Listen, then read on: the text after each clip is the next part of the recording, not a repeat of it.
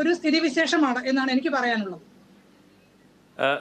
Shri Aji Thomas, കുന്നോളം സ്വപ്നങ്ങളുണ്ട് നമുക്ക്. അതൊക്കെയും ഏത് നിലയിലേക്ക് എത്തുമെന്ന് തന്നെയാണ് നാളെ അവതരിപ്പിക്കാനിരിക്കുന്ന ആ ഒരു ഓട്ടോ ഓൺ അക്കൗണ്ട് എന്ന് നമ്മൾ വിളിക്കുന്ന ഇടക്കാല ബജറ്റ് എന്ന് വിളിക്കുന്ന ആ ബജറ്റിലേക്ക് കണ്ണു നട്ടിരിക്കുമ്പോൾ ചോദിക്കാനായിട്ടുള്ളത്. എന്തെല്ലാം തരത്തിലുള്ള മാജിക്കുകളായിരിക്കും നാളെ കാണാനിരിക്കുക? ഇതിനകത്ത് ഇന്നത്തെ വാർത്തയുടെ ഒരു ഇത് തന്നെ ഇലക്ഷൻ പ്രചരണമോ ബജറ്റ് എന്നാണ് നിങ്ങൾ ചോദിച്ചിട്ടുള്ളത്. അത് തികച്ചും തെറ്റാണ്. ബജറ്റ് അവതരിപ്പിക്കുക എന്ന് പറയുന്നത് ഒരു സർക്കാരിന്റെ ബാധ്യതയാണ്. നരേന്ദ്രമോദി സർക്കാർ 2014 മുതൽ ഓരോ ബജറ്റ് അവതരിപ്പിച്ചതും അത് രാജ്യത്തിന് ചരിത്രപരമായിട്ടുള്ള അല്ലെങ്കിൽ ഓരോ ബജറ്റും ചരിത്രപരമായിട്ടുള്ള മുന്നേറ്റങ്ങളാണ് രാജ്യത്തിന് നൽകിയിട്ടുള്ളത്.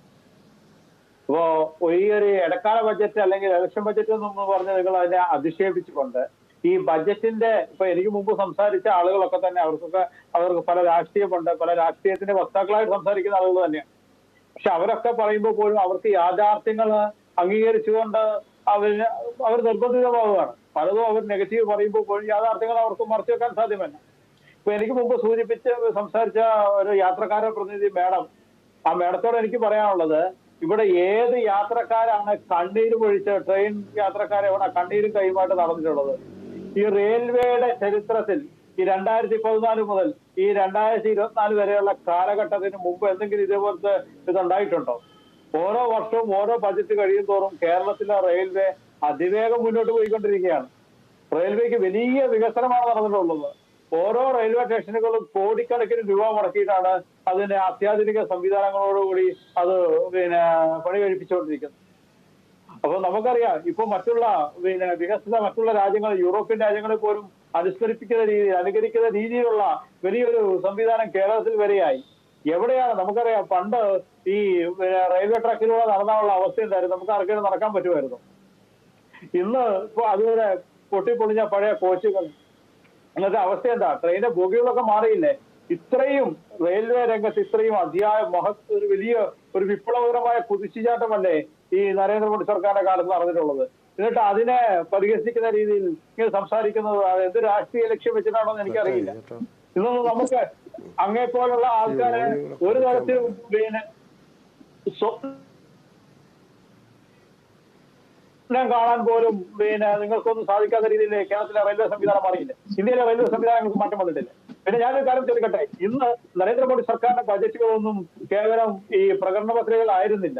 ഈ ബജറ്റുകളിൽ നടത്തിയിട്ടുള്ള പ്രഖ്യാപനങ്ങളും ഒക്കെ താഴെ തട്ടിൽ നടപ്പാക്കാൻ ഈ സർക്കാർ സാധിച്ചിട്ടുണ്ട് എന്നുള്ളത് നമുക്ക് സാധാരണ ആദ്യമൊക്കെ എന്താ, പ്രധാനമന്ത്രി എന്ന് പറയുന്ന ഡൽഹിയിൽ ഒരു വ്യക്തിയാണെന്നും അവർ പൊതുപരീക്ഷയ്ക്കൊക്കെ ചോദിച്ചേക്കും ആരാണ് പ്രധാനമന്ത്രി എന്ന് ഉത്തരം എഴുതാനുള്ള ഒരു കാലഘട്ടങ്ങളിൽ നിന്ന് മാറി ഇത് സാധാരണ രാജ്യത്തിലെ ഏതൊരു ഗ്രാമപ്രദേശങ്ങളിലുള്ള ജനങ്ങൾക്ക് നേരിട്ട് കേന്ദ്ര സർക്കാരിന്റെയും പ്രധാനമന്ത്രിയുടെയും പ്രഖ്യാപനങ്ങളുടെ ആനുകൂല്യങ്ങൾ കിട്ടുകയാണ്. ആ രീതിയിലേക്ക് ഈ രാജ്യത്തെ മാറ്റാൻ സാധിച്ചിട്ടുണ്ടെങ്കിൽ അത് സർക്കാരിന്റെ വലിയ വിപ്ലവകരമായ തീരുമാനമാണ്, രാഷ്ട്രീയ ഇച്ഛാശക്തിയാണ്.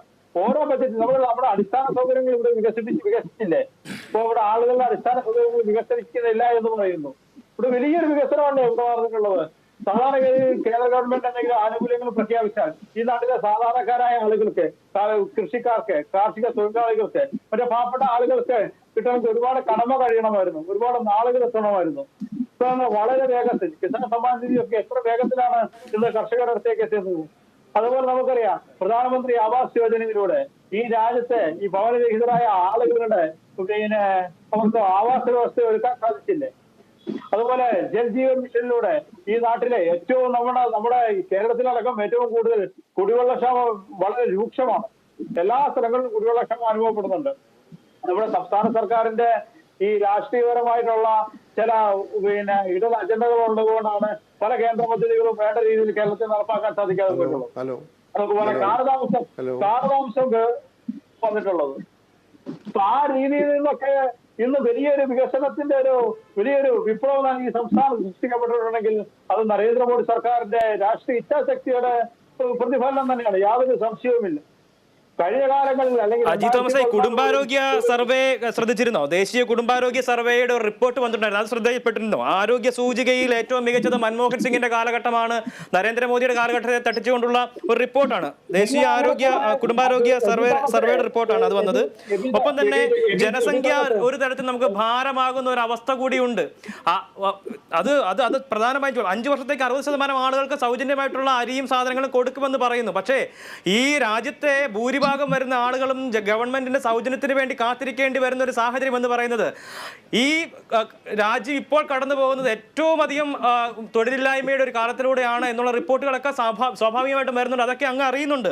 ഒപ്പം തന്നെ ആഗോള ദരിദ്ര സൂചികയിൽ ഇന്ത്യ 111ാം സ്ഥാനത്താണ് എന്നുള്ള റിപ്പോർട്ട് കൂടിയൊക്കെ വരുന്നുണ്ട്. അതൊക്കെ വെച്ചുകൊണ്ട് വേണം നമുക്ക് നമ്മളെ ഈ വികസനത്തിന്റെയും നമ്മുടെ തേനും പാലും ഒഴുകുന്ന ഒരു കാനാന്തേശമാണ് ഇത് എന്ന് പറയേണ്ട ഒരു സാഹചര്യത്തിലേക്കും വരുന്നത് എന്നുകൂടി അങ്ങ് ഓർമ്മിക്കണേ. എബി തോമസ്, നിങ്ങൾ ഡിവൈഎഫ്ഐ നേതാവിന്റെ അതേ രീതിയിൽ പ്രസംഗിക്കരുത്.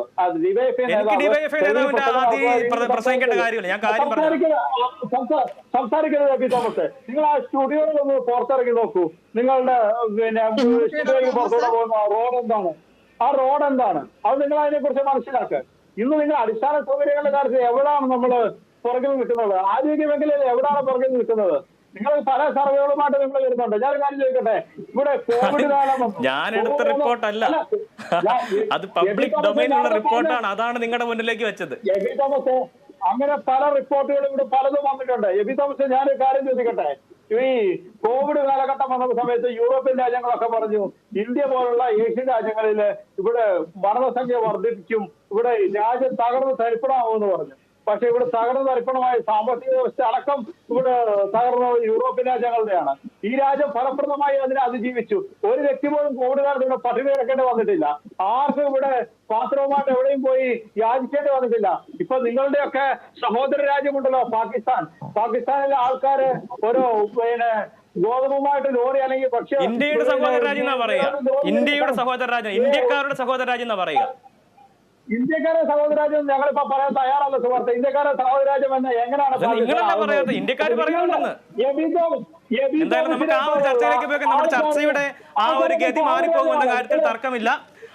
അതുകൊണ്ട് തന്നെയാണ് ശ്രീ സി ചാക്കുണ്ണി ഈ ഒരു വിഷയം അത് പൊളിറ്റിക്കൽ കൂടിയാണ്. ഇത്തരത്തിലൊരു ബജറ്റ് വരുമ്പോൾ അത് പൊളിറ്റിക്കൽ കൂടിയാണ്.